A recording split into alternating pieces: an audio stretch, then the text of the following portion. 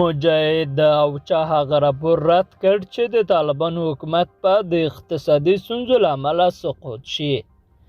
قدرمنو لیدونکو السلام علیکم، وخت مو په خیر، ستړي مه شئ. په موږ کړی تازه خو ډېر زیات مهم خبر ته د طالبانو حکومت د ملګرو ملتونو د بشري مرستو د همغږۍ ادارې او چا هغه خبره رد کړې چې ګواکې د دوی حکومت د اقتصادي ستونزو له کبله سقوط کوي.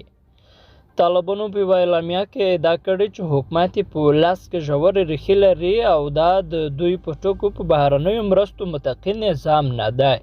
په اعلامیه کې چې د طالبانو ویان ذبیح الله مجاهد د چهارشنبې په ورځ رسنیو ته لیږلې راغلي، افغانستان کې به د اوږدې جګړې له کبله تر یوه وخته اقتصادي ستونزې وي، خو دوی ډاډه دي چې اقتصادي سرچینې به بیرته ژوندی کوي.